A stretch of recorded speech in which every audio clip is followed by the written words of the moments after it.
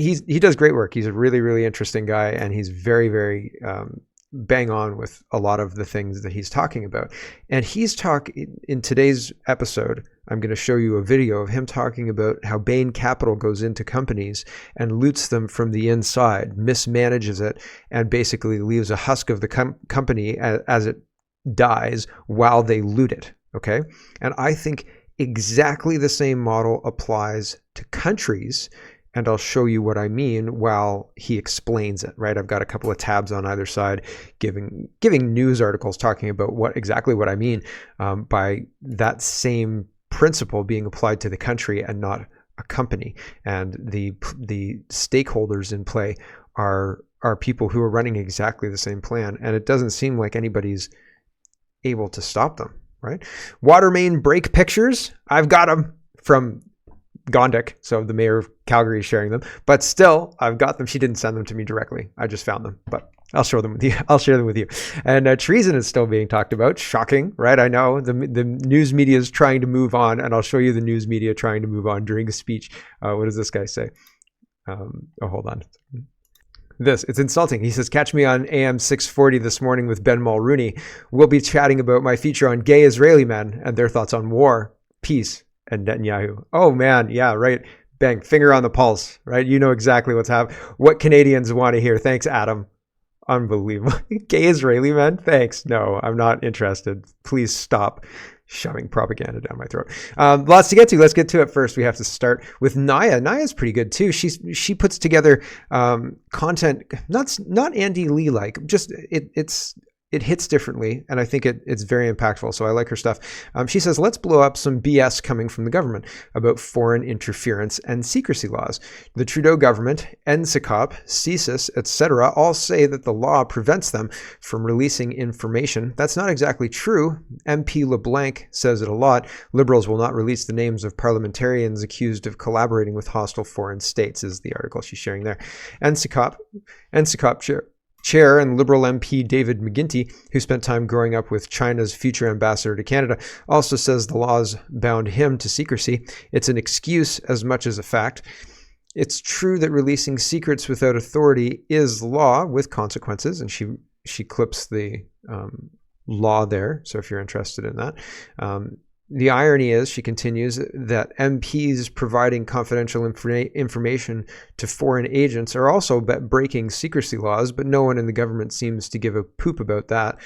However, being bound by secrecy is reversible. It's not for life. It can be undone, and very easily at that. It's as easy as having the governor and council removing your name from the list by order in council. It's not even a voted decision. It's just some whiteout. That's it. So who's the governor and council? That's the cabinet, the Liberal cabinet. All that needs to happen is the Liberal cabinet advises the Privy Council to make an order in cabinet to remove whoever from the list of those bound by secrecy, and that's it. But wait, there's more. Even without that order, anyone can break the binding secrecy if it's in the public interest. So there's more than one way to skin a cat here. If the problem is, well, it's improper to tell anybody. They've arrested Donald Trump on trumped up bullshit charges, and they're going to throw him in jail. Improper, right? Oh, we couldn't possibly do that. Oh, no. Very, very improper. Out of order, out of character. No, right? This is crazy. So we could do it, but they're not going to do it because this serves them. I'll continue with her thread. She comes to the same conclusion, okay? If releasing the secret info to stop treason and espionage is of greater importance than doing nothing, then secrecy laws do not apply, yet they choose to do nothing. And then she's got it backed up here with the secrecy laws. I'm just, for brevity's sake, I'm not going through each clipping of hers, okay? You can check it out. Link is in the description, or it should be, fingers crossed. Naya says, and then there's one more area where secrecy laws can be deemed not applicable if it prevents bodily harm or death. Trudeau has said foreign interference murdered Canadians. We have many diaspora threatened. And Michael Chong, she says, we have schools being shot up and thousands wanting to kill Jews. But no, the government says they're bound by secrecy. Sure, treason is the main law that is being broken, which libs are ignoring, but there are more secrecy laws. Assisting foreign interests, which very likely harms Canadian interests, harboring or concealing foreign agents, sabotage, instances of sedition, The government is bullshitting to protect their own, nothing more. They have laws in place to protect Canada and Canadians, but they choose to ignore them so they can continue with what keeps pockets lined and them in power. I think that's accurate. I think that she's correct about all of that. They could stop this, but they're not going to. Concerned Canadian says they should be more than banned from running in the next election. They should be prosecuted to the full extent of the law. So the question here to Chrystia Freeland is, are you seriously going to let Canadians go to the polls without knowing who's collaborating with foreign governments? And Chrystia Freeland dodges the question. She doesn't really answer the question very well. Here we go. What would be that? Do you believe that the MPs who collaborated with the foreign powers should be excluded from the nomination process for the next election? The Minister of Public Safety has been at committee today and answered questions extensively on the report. Our government takes foreign interference very seriously, and if there's a fire in your house and you're like laying on the couch watching basketball and somebody comes in and says, Mark, there's a fire. And you're like, listen, I take the fire really seriously right now. And also it's almost the end of the third quarter. So I don't watch basketball, so I don't even know if that's right. But I don't watch basketball. But presumably if you're laying on the couch, laissez-faire watching the third, quarter and you're still in your undies, you're probably not taking it as seriously as you say you are, right? And if I feel like this is kind of the same thing with Freeland here. Like she's not taking this whole foreign interference thing seriously. Okay, sorry, I didn't mean to interrupt. I mean, I did mean to interrupt, but here she is again. Law enforcement is working hard on this issue as well. What would be that? Like they worked hard on the Nova Scotia shooting? Yikes, right? I don't believe her. Anti-taxer says Chrystia Freeland snaps at a reporter. So I was expecting, yesterday when I showed this clip, I was expecting more of a snap. And I guess I was listening to it, but sometimes I'm listening to them and I'm only listening and I'm kind of jumping around to organize the show a bit. But this is just 11 seconds of Chrystia Freeland being short with the reporter. I played this yesterday. I still think they're making, it's not really as short as all that. I mean, she is being short, but it's funny because it's like getting upset about somebody being insistent that there's a fire. Like, no, Mark, you should really get some pants on and come outside because there's a fire. All right. Right. And she's not responding seriously. She's not answering the question.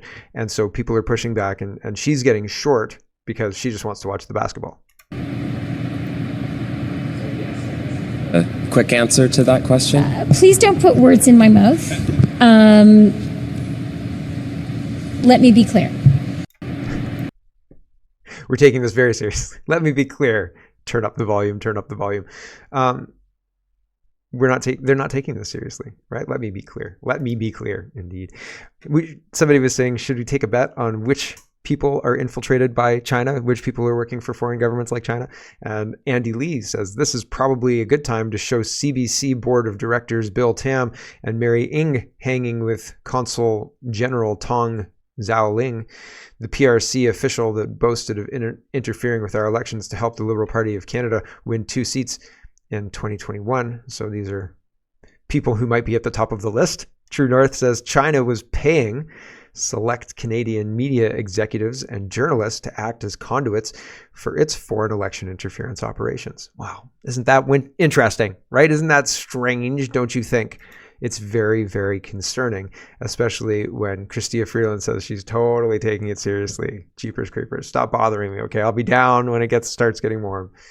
No, Natalia says we should start placing bets on who the traitors are in the Liberal cabinet. We've got a short list started right now. Justin Trudeau is at the top of it. Andrew says Trudeau Liberals are doing everything possible to prevent disclosure of treason, even litigation to limit parliamentary privilege. Parliamentarians' absolute right to free speech is not absolute, court says. So there's just a little bit of color here. MPs and senators are invited. So they're talking about the NSICOP committee, and it's a trap to prevent you from actually being able to speak about this. Pierre Poilievre has highlighted this before, talked about it before, and this is just explaining how once you agree to participate or get the security clearance for this particular committee, then you're not allowed to talk about it anymore, right? So it's not so good. MPs and senators are invited onto the committee, checked out by the spy establishment, and given the authority to view state secrets if they pass muster. But they're required by the NSICOP statute to surrender their right to speak about some of what they learn in Parliament itself, on pain of official secrets prosecution. This is an unprecedented and in Westminster model countries unparalleled surrender of the strong free speech privileges historically attached to parliamentary activity. But to be sure, it's a surrender passed into law by Parliament itself. Does our deep constitution permit this? I don't think our constitution is particularly deep. It allowed COVID tyranny. So Lakehead University law professor Ryan Alford thinks not. He believes, and argued at length in his book, that parliamentary privilege is incorporated into the British North American Act of 1867, guarantee of a constitution similar in principle to that of the United Kingdom. Alford insists that a full constitutional amendment rather than an ordinary act of parliament would be required to permit MPs and senators to voluntarily accept the national security muzzle of an obtruding executive. In 2022, with backing from the Canadian Civil Liberties Association, he persuaded the Superior Court Judge John Fergot to declare the whole NSICOP fudge invalid. So there's some movement or some argument about all of this, but fundamentally, I wanted to tell you that it's a trap to prevent people from being able to speak out about important things, right? And then you get what do gay Israeli men feel about Netanyahu as your news, right? And like, who cares? The food professor, let's talk about money, because, okay, I think, and like I said, we're going to get into this in just a minute. I think that the Bain Capital model of going into a company and destroying it from the inside while you loot it, and while you take it down and loot it, is happening to countries in the West. I think they workshopped the model in the early 2000s and made Mitt Romney a very rich man, and then they were going to do it to countries, and I think that we're in the phase of they're doing it to countries. Okay, so we'll watch that. Food professor says, "Dear Auditor General of Canada, we appreciate your work. Could you now focus on the activities of the Climate Change Institutes? It has received $50 million since 2019, and there seems to be little transparency regarding how this money is being spent. Thanks, the food professor." And he says, here are the grants given: $20 million in 2019, $500,000 in 2022, $30 million in 2023. So $500,000 seems a little light, right? If somebody did something wrong, somebody insulted somebody, right? Like on the phone call, like, you'll regret that, right? Funding cut by 95%, and then you get $30 million next year.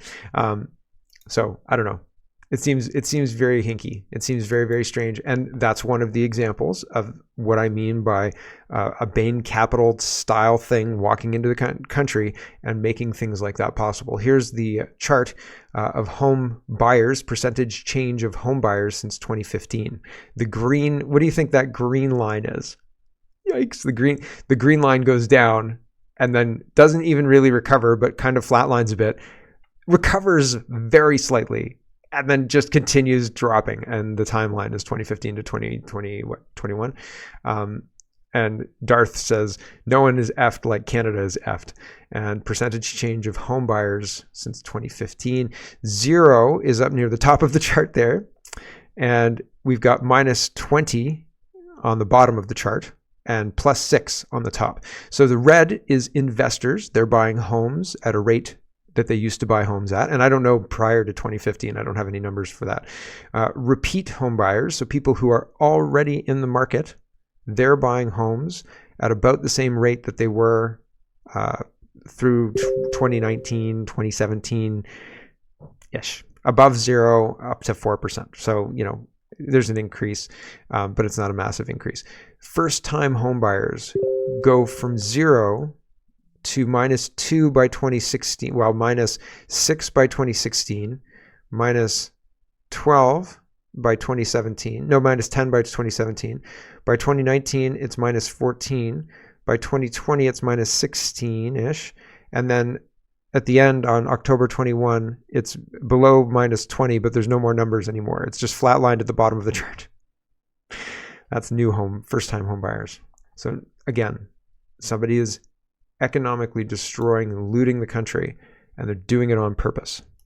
Andrew Coyne says, now that all those people aren't saving up to buy a house because they'll never afford a house, we could just tax them more. He says Ottawa could raise the GST to help fund its defense commitments.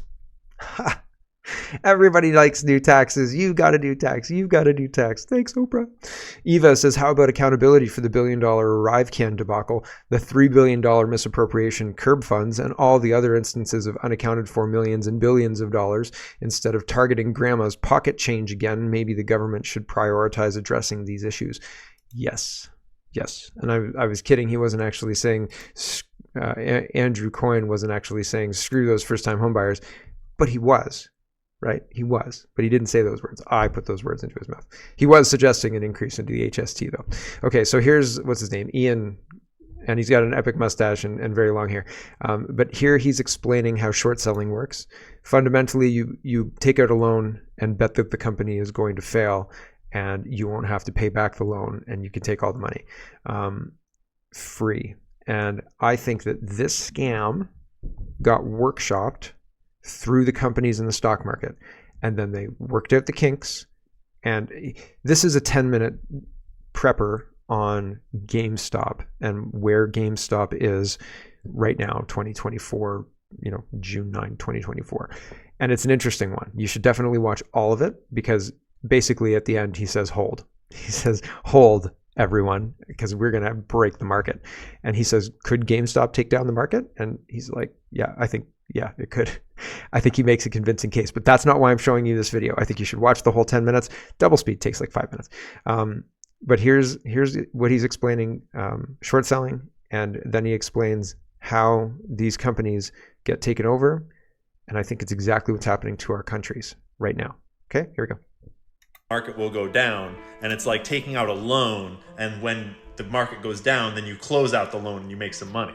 You have to pay a little interest to keep that loan open, but you can make a lot of money doing that. Especially if you see a company that's like obviously going to die because it's a failing business model and you want to make some money while it dies. But you'd want to be really careful, because if you have all these loans open and you're paying interest to keep your loans open, you're hoping the price goes down, but then it starts to go up a lot, you could lose a lot of money, because you'd have to buy them all back at a higher price to pay back your loan, and you had to pay interest to keep your loan open. And prices can go up infinitely, theoretically. So short selling is pretty dangerous, and everyone knows that. And back in the 90s, all these rich people like at Bain Capital, like Mitt Romney, they realized that they can actually take companies down from the inside and basically loot a company from the inside, take all its money, give it to them and their buddies, the shareholders, and then bankrupt it and leave. And there's not really any consequences. You just buy into the company, buy a bunch of shares, get yourself on the board, take it over, start hiring people that'll do what you want, mismanage it,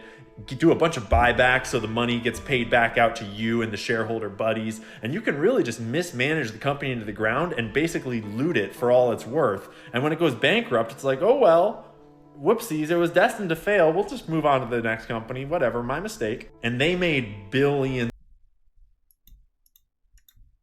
That's not the end of the video.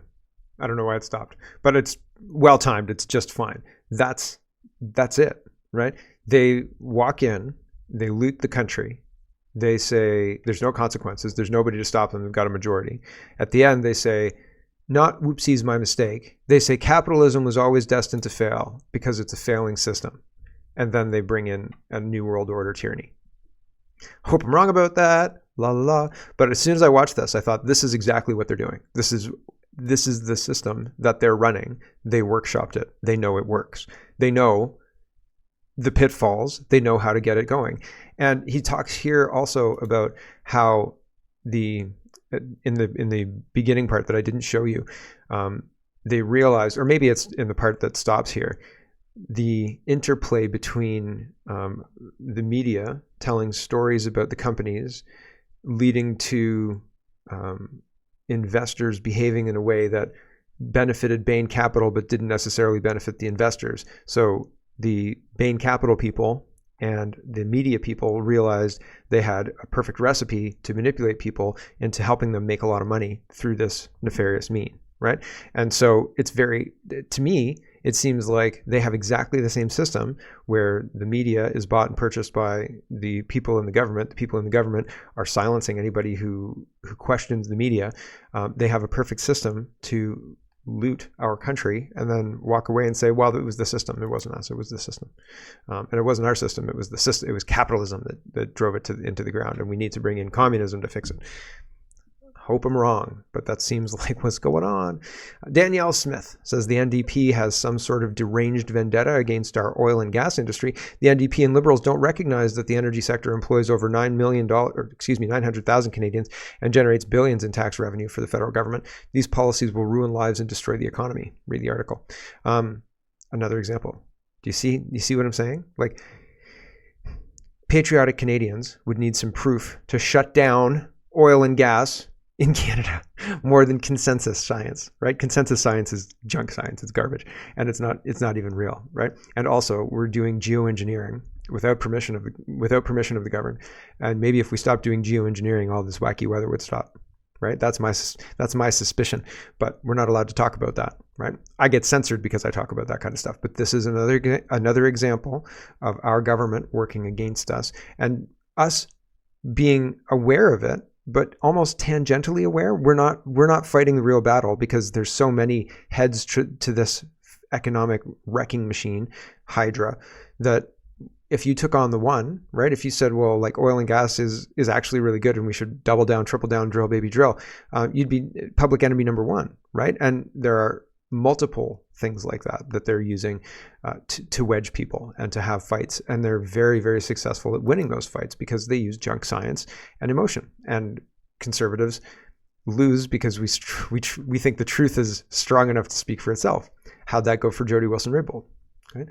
Net Zero Watch says the CEO of the German stock exchange, it's not just happening in Canada, this wholesale looting of the country, it's happening everywhere. Quote, economically speaking, says the CEO of the German stock exchange, we're on our way to becoming a developing country. What we're doing is insane. We've killed the automobile industry. Our reputation in the world is the worst it's ever been. So this is translated from German here. So why would we do that? We wouldn't do that. We wouldn't do that. You wouldn't destroy your own company, right? Predatory investors would. You wouldn't destroy your own country. People who hate your country would, and who invaded it and who took it over from the government level and used our tax dollars to open up improper immigration routes to invade our country. That's what's happening, unfortunately. I wish it weren't so. Teachers Unite, this didn't really fit anywhere, but it's just kind of a waste of tax dollars. And so we don't have money in schools for pencils and school supplies for everybody and lunches for everybody, and all of the things that everything. And I mean, we shouldn't be supplying all of these things for the students necessarily, but it seems like there's an excess of money and we're wasting it on nonsense like this. How much did this Toronto District School Board spend on this team building day when schools can't afford photocopy paper? Okay, that's important. Pencils or art supplies, the answer is too much. So they went to learn how to arrange flowers, and the Thames Valley, I thought it was Toronto, excuse me, Thames Valley District School Board is refusing to say how much was spent on a professional development day last week where communications team staffers got a lesson in flower arranging at a local farm and took a Zoom call with a public relations expert. A video posted to the Bloomberg Family Farm Instagram account shows 18 staffers, teachers, arranging flowers at the catered event in Ingersoll. Maybe they're not even teachers, they're just board members who need to learn how to arrange flowers. Look at that. Hey, ooh, let's arrange flowers, everybody. What a waste of time and money. They visited the animals. If somebody took me off of my daily tasks that I like to do, and I like to do lots of important, impactful things, and said, here, we're going to arrange flowers and look at animals, I'd be like, you're kidding me, right? You're not going to waste my time for this. Like, see you later. I'm skipping that. I'm going to take a sick day or whatever, and I'm going to go work because this is ridiculous. I'm not going to waste my time doing this nonsense. If you've got time to stand around and visit animals and arrange flowers, you are not busy enough at your job. Holy smokeronies.